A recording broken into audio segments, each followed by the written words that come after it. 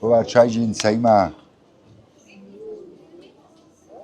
nešto što nije slučajno otvorena. Moj otac je rahmetli ostavio na amanet da se ova čajđinica otvori. Ja sam prije 3 mjeseca umro. Mrtav čovjek bio, kliničku smrt doživio. Infarkt imao, ugradili mi stent. 15 dana ležao, izišao i počeo raditi. Odmah? Boga. Mene ništa ne boli, ne mogu kazati. Ali izgubio sam snagu. A eto, ako ćemo sad kazati, najviše sam i danas dan je to porok, još od malena, kocka. Kocka? Kocka. Čitav život sam, znači, proveo u kocki.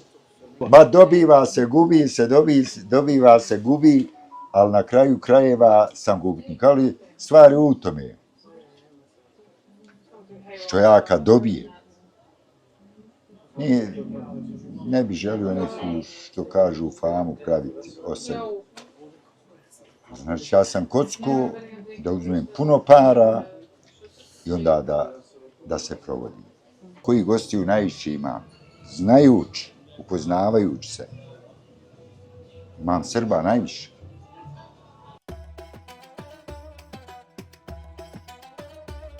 U godinama nakon rata zaboravili smo na običaj da se u našem gradu kafa zakuha i fildžan ostavlja ako ko naiđe.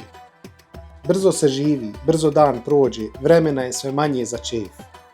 Ali kažu da još uvijek postoji mjesto gdje se ostavlja taj jedan fildžan viška. U srcu Sarajeva, u gradu gdje se istok i zapad rukuju na svakom ćošku, skriveno među kamenim sokacima Baščaršije postoji mjesto gdje mirisi pričaju, a čaj i razgovor liječe dušu. To mjesto je kutak mira, šarenila i mirisa, gdje vrijeme teče sporije, a svaka šoljica ima svoju priču. Tik iza žamora svakodnevnice, turista i mirisa ćevapa, krije se već legendarna čajđinica Džirlo. To je povratak jednostavnosti, to je osmijeh čovjeka koji vam čaj sipa s ljubavlju. U ovom videu vodimo vas kroz jednu od najposebnijih čajđenica na svijetu. Spremite se za mirisne note iz cijelog svijeta i onu sarajevsku toplinu koju nećete zaboraviti. Već na početku razgovora sa Huseinom odmah smo morali saznati odakle ideja da se u modernom svijetu otvori baš čajđinica. Pa dobro, iskreno da kažem, ova čajđinica ima nešto što nije slučajno otvorena. Moj otac je rahmetli ostavio na amanet da se ova čajđinica otvori. Jer ova radnja ovdje, to je njegova radnja bila i dalje u našim rukama, vode je moj zet i njegov sin, a on je onda kupio ovaj prostor, pošto smo bili 2 brata blizanca, to je davno bilo, prije 60 godina, i kaže, djeco, kupio sam radnju. Jedan nek bude stolar, drugi nek bude čajđija. A što babo čajđija? Hajde stolar i nekako. Čajđija. Što babo čajđija? Kaže, djeco, davno nekad po čajđincama sakupljali se ljudi, poslovni ljudi, poslove skapali, muhabetili, pričali o svemu. Fin svijet kao dolazio i opuštao se. Dobro, babo. Ja i moj brat smo strašno mladi otišli u svijet, brat mi je i umro gore. 2009. 2009. Jasno. I u mene žena kaže jedan dan, 2012. kaže, Huseine, zar ti nije dosta svijeta? Otiđi, vrat se, otiđi, vrat se, otiđi, vrat se. Što ne otvoriš nešto? Kaže, šta da otvorim, Dijana? Šta da otvorim, ne znam. Jer ovo je mrtva ulica bila. Ovdje samo osobe koje su živjeli gore na Vratniku, u Ploči, šta ja znam dalje, ovdje su prolazili. Ovdje je vrlo malo i stranaca je bilo i tako. Ja stao baš na ovaj čošak gdje ti sjediš. Kontam, šta da otvorim? Da otvorim kafić, čašća puna kafića, da otvorim nešto da se jede, puno jela, da otvorim krpe kakve, puno krpi.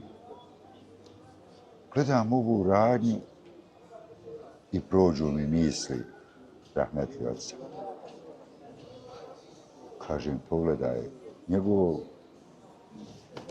on je ostavio na amanet stolariju i čajđincu. Posle njegove smrti, znači 33 godine, stolarija, sve što je on radio, radilo je. A sestra i zet su to čuvali dok se mi ne vratimo od ozgor. Pa da preuzmemo, šta ćemo otvarati, nebitno je. Bože dragi, stolarija ostala, čajđinca. Želim se natvrti čajđincu. I tako i bilo. Mada mi sam sebi malo smiješan bio čuju čajđinca, jer u to vrijeme prije 13 godina, ma i danas dan naš svijet nije nešto specijalno. Mi smo poznati po kafeđije. Tako da sam otvorio, eto, 13. godina, hajmo kazati. A bilo je, mi kad smo pričali prije 5 godina, bilo je, tad ste spominjali da opcija vinoteka, to... Pa zato što je... Jeste se pokajali? Nisam. Zato što je kod mene supruga, kad sam joj rekao čajđincu, kaže, jesi ti normalan? Šta da otvorim, kaže? Pa eto, kao, što ne otvoriš vinoteku. Iskreno sad govorim, ja sam mislio da ovo neće funkcionisati. Meni se nije ni otvaralo, ni radilo. Kažem, ženi, znaš šta je, ženo? Ja čajđincu otvorim. Ako ne bude išla, otvaraj šta hoćeš. Ja ću gore, naprijed, nazad, Evropa, Sarajevo, Evropa. A gdje, kad kažete po svijetu, gdje ste bili u svijetu? Ja sam samo 22 godine proveo u Italiji. Pa imam 7 godina Austrije, Njemačke i Švicarske. Pa imam 5 godina Francuske i Belgije. Pa imam 2 godine Španije. Pa imam 1-2 godine Holandije. Znači, Huso, baš svjetski čovjek. Pa imam 3,5 godine Danska, Švedska, Norveška, Finska. Znači, živio. Svim ovim zemljama sam živio. Nisam bio putnik, turista, selam alejkum. Nisam bio hajmo kaz, putnik, turista. Idem da vidim Francusku. Nebitno je koji grad. Baš doslovce živio. I na kraju, evo vidiš. Jeste se pokajali što ste se vratili? Pa nisam. Nisam se pokajao iz jednog razloga, jer mi je zbilja ovdje i dobro. Rahat. Pa šta znam, jednostavno tu sam među... Svugdje je isto, hajmo kazati, jer tako je. Ljudi misle, ovdje ko dođe i misli i kaže, joj, kakav je narod, fin, kakav je lijepo. Kojima dođe živ 2 godine ovdje. Sve će biti jasno da je isto u tvojoj državi, nebitno odakle dolazi. Isto sve, samo eto što ljudi možda ovdje su jedni drugi. Pa onda kad vidi stranca nekako mu ko, ne znam. Tako da nisam se, kad mi sad kazali gdje hoćeš istu radnju i kuću ovako i za radnju, u mene minuta kuća. Ja bih rekao, neću imati. Samo. Mislim, jedina država koju bi prihvatio to je Beč. Jer Beč je jedan grad ko voli život, ko voli, hajmo kazati, provode i sve. Jednostavno, Beč je grad koji pruža 24 sata ono što želiš. Od provoda, od jela, od života. Znači, samo mi je Beč, hajmo kazati, grad koji 24 sata mi je pružao ono što ja volim. I kraj. Evo nekoliko puta je TripAdvisor svrstao Čajđincu najbolji lokal za posjetu Sarajevu, ali je i mnogo svjetskih magazina pisalo Čajđinci. Koji su najčešći gosti ove Čajđince? da vam kažem, ja ću vama iskreno kazati, evo sad sam objasnio ovim gostima, s obzirom svi gosti koji dođu, upoznam se, upitam odakle dolazi ko. I onda za 13 godina imam predstavu u glavi koji gostuje, jer ako svakog gosta pitamo odakle dolazite, dobrodošli, znači imam u glavi koji gostuju najviše ima. I najviše gostuju, imao sam ja pitanje ovo, pa malo su mi moji Sarajlije zamjerile. Jer prvo mi je pitanje bilo koji gostiju najviše ima. Znajući, upoznavajući se. Imam Srba najviše. Beograd, Novi Sad, 80%. 20% je Čačak, Negotin. Tad sam se i našalio sa, ne znam koja je televizija snimala, koja reportaža, nije bitno. I kažem, da sam znao da ću ovoliko Beograđana i Novosađana imati, ne bi se ovo zvalo Čajđinca Džirlo, nego Čajđinca Beograd, Novi Sad. A onda imam Hrvate, Zagreb, Rijeka, Split i onda na kraju imam Bosnu i Sarajevo. Što znači... Lokalci najmanjem broju. Iskreno ću kazat, što se tiče lokalaca, davni, prije dugo godina ja sam mogao radnju zatvoriti. Tako nekako Bog dao, ovdje samo dolaze ljudi van Sarajeva i sad nije bitno koja je država, koja je zemlja, koji je kontinent. Vjerujte u ovu radnju, ja ne znam, mislim jedino neka afrička zemlja, a ovo ex-Jugoslavija, Italija, Njemačka, Francuska, Sve su prošli kroz možda čak više germanske rase, ako ću sad uzeti ovako, germanske rase gdje ću uzeti, znači, Švabe, Švicarce, Austrijance. Njih najviše imam i više možda, ako ću gledati, više i od Bosanaca imam, sigurno. Je li to dijaspora ili baš Njemci? Pa da vam kažem, ima dijaspore, relativno dosta, ali više je to svijet njihov, znači ili su Njemci, ili Švicarci, ili Austrijanci, što jest. Mislim, ja iskreno govorim i tako je. Kad su naši lokalci u pitanju, koja je to dob najčešća koja, da kažemo, dolazi ovdje? Pa hajmo kazat, dolazi mješovito, dolaze i mlađi i stariji, iskreno govoreći. Šta piju? Jesmo mi razvili tu kulturu ispijanja Pa čaja? vidne što, mogu kazati da možda 70% piju, uzmu čaj, a ovo ostalo, eto, ne znam, ili salep, ili bosansku, ili neki naš sok, što imamo, zova, menta, ruža i tako dalje. Znači,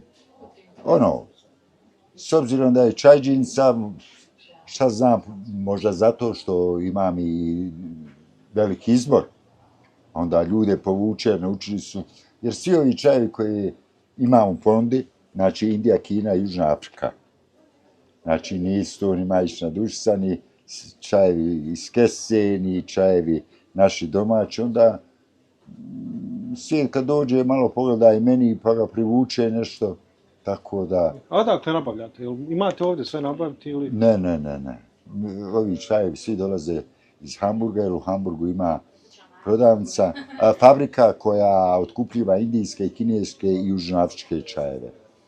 I eto, prije 13 godina, šta znam, jednostavno došao sam do njih i 13 godina surađivam. Ali evo, hajde mi kad kažemo, vi ste otvorili Čajđincu, ali u tom trenutku ja koliko sjećam, koliko me služi sjećanje, nije bilo toliko, je li bila i jedna Čajđinca još? Pa nema i ni danas dan nema. Ali u tom trenutku nije bilo? Nije. Pa danas dan nema ni jedne Čajđince, ja sam jedina Čajđinča što se vodi Čajđinca. Jel, nema ni u Srbiji, nema ni u Hrvatskoj. Ali vi ste malo prije rekli sad da je vaš otac, to je bilo njegova želja da se otvori. Yes. U tom trenutku, tada, staro Sarajevo, pamtite li je bilo Čajđinaca? Pa bilo je. Ja dok sam bio manji, ja sjećam ove bosanske kafanice koje, šta znam sad, kafići su. Bile su čajđinci, ali eto što je tu bio, ne znam, ti naši čajevi, najviše. Nana, ne znam, Majčina dušica, Veren, Kunica, tako. I te u kesi. Mi kad smo zadnji put pričali, to opet ponavljam prije nekih 5 godina, vi ste u Pondi imali 53 čaja. Jel se nešto danas promijenilo?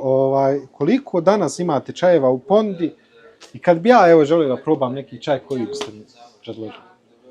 Pa vidite, imam 30 vrsta čajeva. Od tih 30, znači imam zelene, crne, voćne, biljne i ove južnoafričke čajeve, Desteina i rojboš čajevi. Znači, čajevi koji nemaju ni kafeina, ni teina. A što se tiče čaja, vidi nešto, ja svakom kažem, čaj nikom ne mogu ponuditi neki. Iz jednog razloga, ukusi su različiti. Bez veze sad, ne znam, vi mi daj mi huso čaj koji misliš da je najbolji. Ajmo kazati, ja evo pijem crni čaj, čisti, a ti ga ne, ja ti donesem taj crni čaj čisti, ti ćeš ga uzeti, ali nije ti to. Ti možda ili ga ne voliš crni, ali uzet ćeš zato što si kazao, aj daj mi taj crni. Koji je vama najdraži, crni? Evo šta je meni najdraži. Kafa.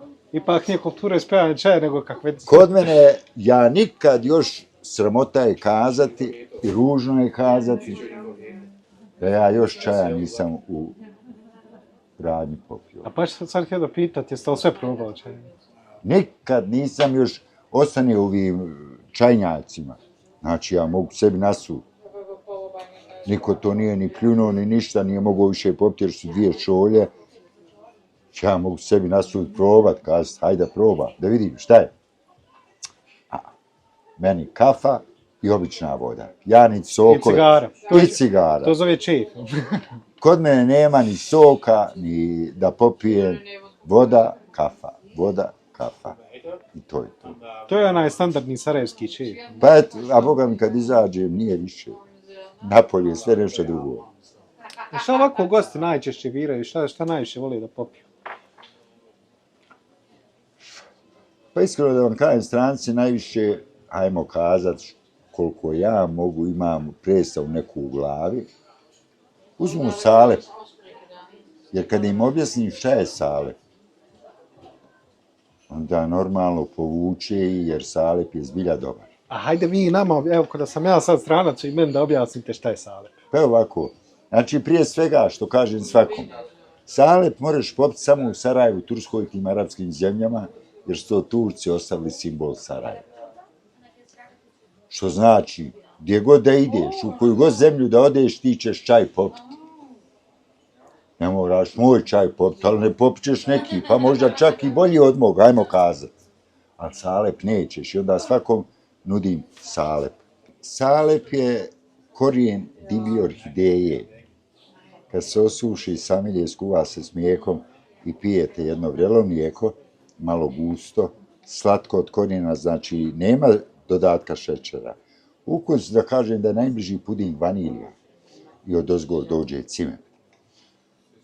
Taj salep je poznat da je zdrav za pluća, daje energiju i toplotu organizmu. I normalno, većinom kad ljudima objasnim, ali tu uvijek ima malo više napravljeno, tako da osobe, pogotovo stranci, je drugačije kad ti čovjeku objašnjavaš, a drugačije kad ga proba. I onda svakom gostu objasnim, donesem u onome malom filđanu nek proba, a onda gost nek se odlučiva šta želi popiti. A volite li vi salep? Ne volim. Kafa, voda. I to ekspres. I to ekspres, nije naša domaća, nego ekspres. A do duše u nju cimeta stavim. Malo prije smo komentarisali, ova ulica je stvarno bila mrtva od prilike dok vi niste došli. A ispijanje čaja, jel se eto to nešto, opet se dotičem te kulture ispijanja čaja, jesmo li malo mi to prihvatili? Poznat smo narod kao kahvedžije, ali... Ma vidi nešto, ja ću vama sad iskreno kazati.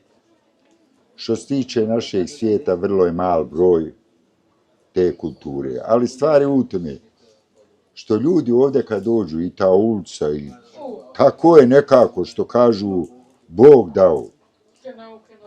Kad nikad i da ne voliš čaj, a da ga poručiš i kad sjediš ovdje unutra ili sjediš napolje gdje imaš pregled, svi uživaju u tom čaju. Što? Zato što je ulica takva kakva jest, mirna, opuštena, starinska, sve su zanatlije tu okolo, nekad čuješ kako se čekić kako lupa, mašina kako...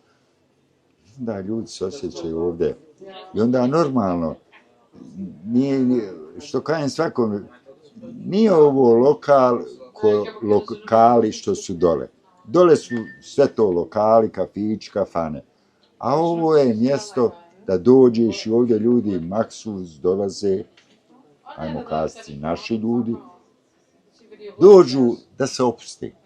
Ovdje svak svoj smiraj naći. Duševni. Ja to ne govorim ja, to mi ljudi govori, joj, kaže Huso, ja sam se opustio ovdje kod tebe. I ova radnja nije za svaki dan, ova nije radnja ni za sedmično. Ova je radnja za doći, za naše ljude. Ono maksuzije. U 10-15 dana, kad si više sit dole, ti svi kafana, i možda pozdravljanja, sjediš, piješ kapu, ti došao u miru, a neko, o, šta ima, kako si, pokvarić. Ovdje nikad nećeš naći nekog poznatog. Nemoguće, jer ja nemam stalnih gostiju, znači, da doleži, imam ja par gostiju koji dođu na kafu, sedmično 2-3 puta, ali ti gosti nikad ne vide iste ljude. Ovdje istog čovjeka možeš dan poslije ili 2 dana poslije vidjeti, a to je stranac, jer danas je došao popio kafu, sutra je došao popio sale, bez vize govorim, prekosutra je došao popio čaj i on ode. I onda, hajmo kazati, ljudi govore prijateljima na tim društvenim mrežama, meću ko ide za Sarajevo obavezno, dosta mi je zbira 80% svijeta koji dođe, kaže, kazali su, ideš za Sarajevo, nemoj da furiš čajđinicu. Tako je, Bogu hvala, šta da kažem drugo, ja. Doduše i ja sam... Može li se zaraditi Huso? Da kažete da možete da zaradite čaj? Vidi se, ja što im iskreno sad kazam, da nije moj lokal, da plaćam radnike, ja ne znam, sumnjam da bi kuća, kamoli radnja, mogla ići naprijed. Ali eto, sreća je, ne plaćam kiriju, porodični biznis radi žena, radi i sin. Znači, može biti. Možda kad bi ovaj lokal bio veći, ko zna sad, meni se ljudi vraćaju jer nemaju gdje sjest, pogotovo ljeti.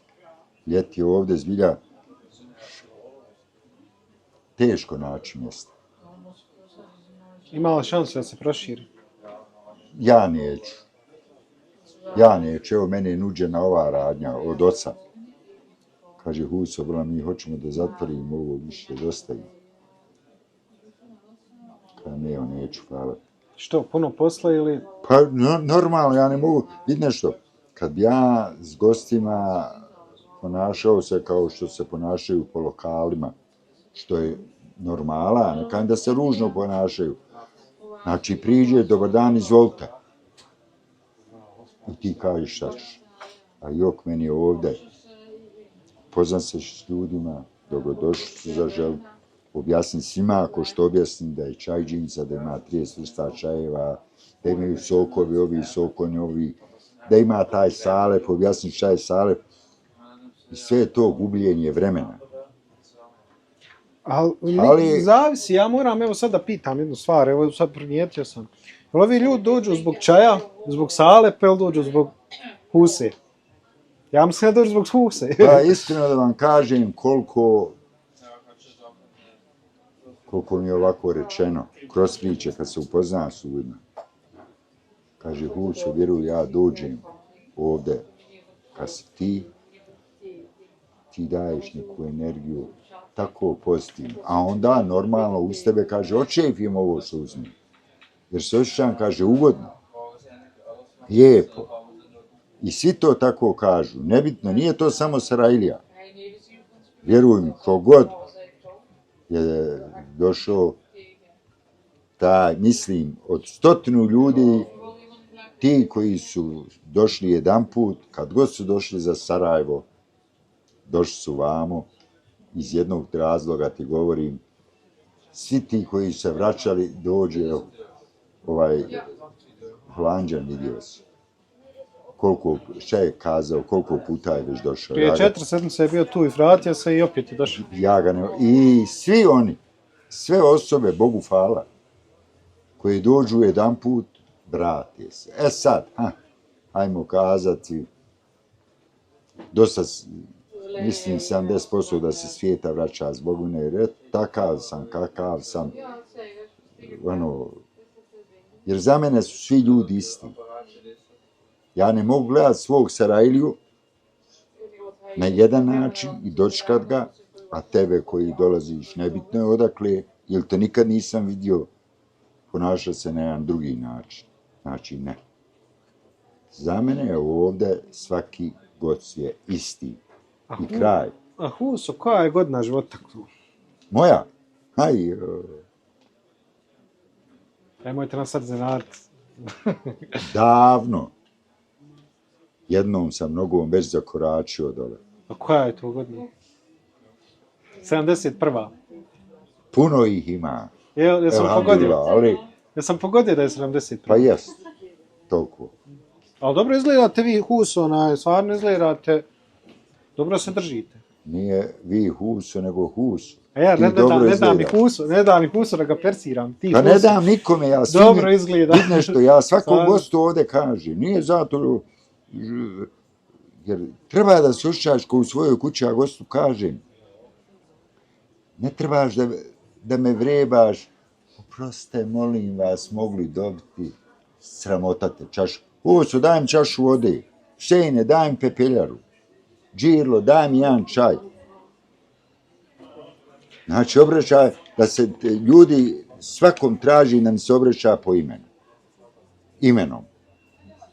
Jer drugačije ti je kad ti prvi put dolaziš, pa onda kažeš, Huso, daj mi jednu čašu vode. Husejne, daj mi jednu čašu vode. Nego da me vrebaš ko vidiš nešto. Izvinite, molim vas, mogli dobiti jednu čašu vode. Oprostite, molim vas, bil mogu dobiti ovaj. Ovdje ja to ne dam. Ali evo 71. godina, jel može se i dalje raditi punom snagom? Slušaj, da ti kažem. Jel teško postalo? Da ti znaš šta se meni desilo. Ja sam prije... Imam to spremno pitanje. Ja sam prije 3 mjeseca umro. Mrtav čovjek bio, kliničku smrt doživio. Infarkt imao, ugradili mi stent.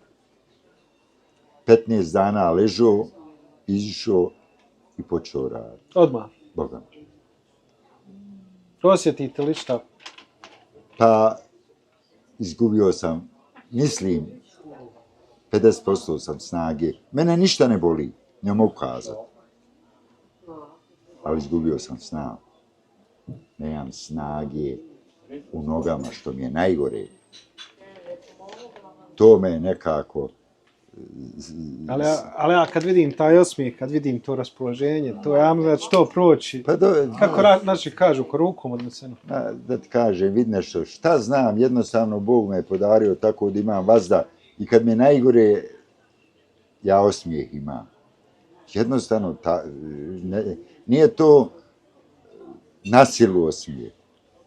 To osmijeh baš onaj koji mi odgovara, nije ha, nego osmijeh da imam i prema ljudima sam uvijek osmijeh imao, taman da mi je i odvratan bio.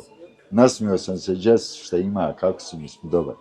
Jednostavno takav sam i otac mi je rahmetli, uvijek je on u ovoj solariji, uvijek on je ljud kod čemer bio, rečemo, ne znam, za neke stvari. Ali njemu kad gost uđe, u njega je poštovanje, dobar dan, izvolite, jer vas mogu, tako ti je kod mene. Ja pucam od neke muke. Ali ušao si ti, ja sam, na ulici isto tako, šta znam. Jednostavno, Bogu, hvala Bogu me podario s tim nekim osmijehom, koji meni odgovara i da nekako kad se ko nasmijem čovjeku nekako i fino, šta ja znam, tako i gotovo. Ali evo, vidio sam neke komentare, pa da pojasnim i to. Džirlo je prezime, nije nadimak. Džirlo je prezime. Zato što je vidjeli smo par komentara, zato sam morao to čisto da pojasnimo zbog gledalaca, da sve nije to nadimak. Pa dobro, a onda su napravili nadimku, jer imao sam tog brata blizanca, ko što sam ti kazao. Isti smo bili, samo su nas otac i majka razlikovali. I onda ljudi zovnu mene, ne znam, Džes Hasane. A meni to nekad smetalo. Kaže, nisam Hasan, nego sam Husein. Ili njemu kaže, Džes Huso. Kaže, nisam Huso, nego Haso. I onda je počelo Džirle, braća Džirle. I onda je ostalo Džirle. Niko ne zove, nego pričaju braća Džirle ili Džes Džirlo. Ima ljudi koje ja nisam ni poznavao. Džes Džirlo, ja šta sad trebam kazati, ne znam. Džes paša moj i kraj. Znači, znaju Hasana. Tako da... Ali evo, vi ste svuda svijeta obišli, pričali smo o tome malo prije. Jeste li se sa bratom pratili po svijetu ili ste bili razdvojeni? Vidi nešto.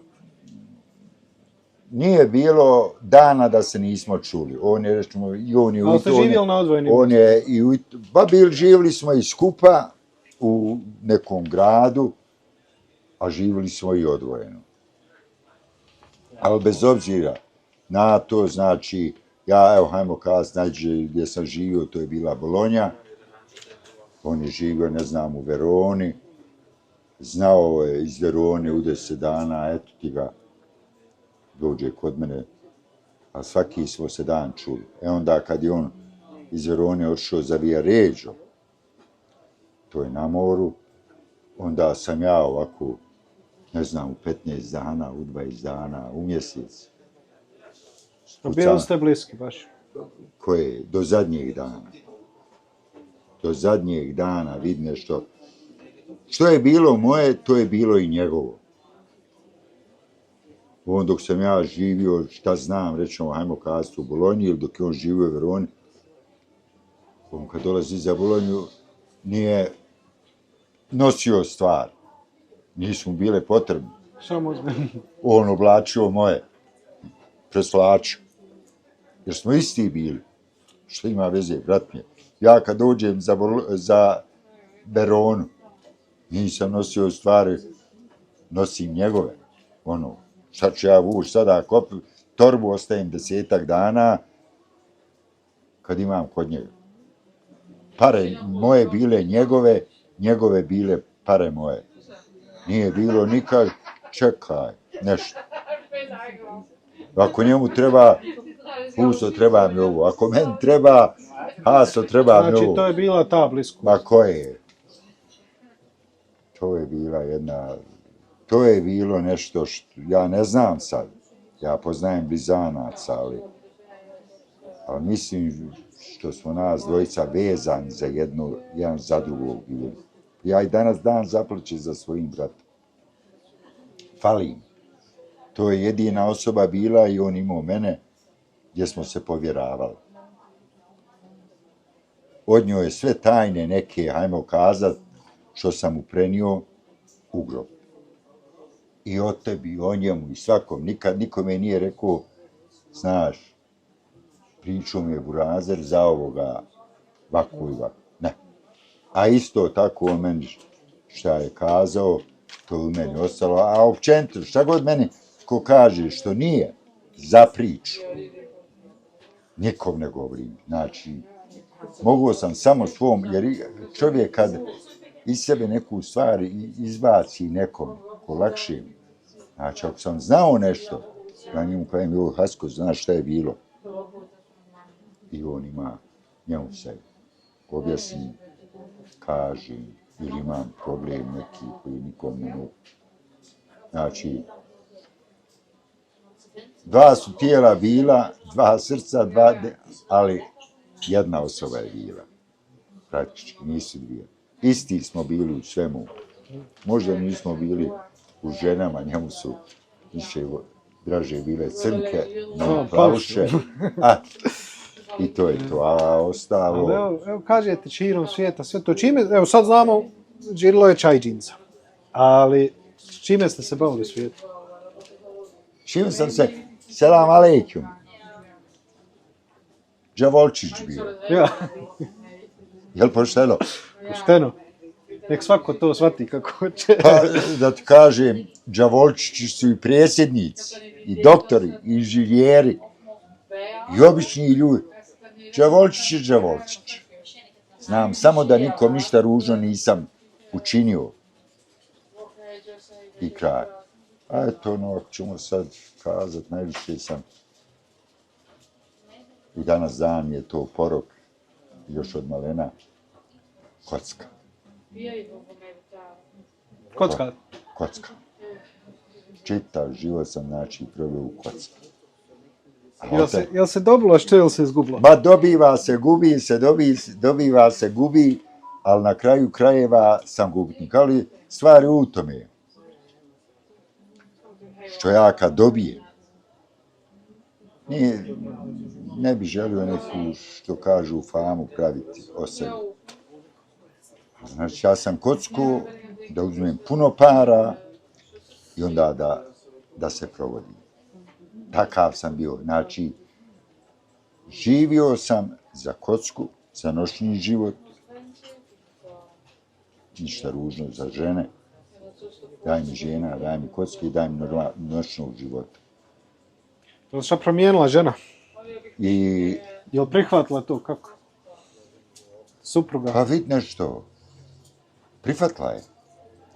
Jer ja svojoj ženi sam od prvog momenta kazao prije nego što ćemo se vjenčati. Ne moraš mi dvije stvari zabraniti.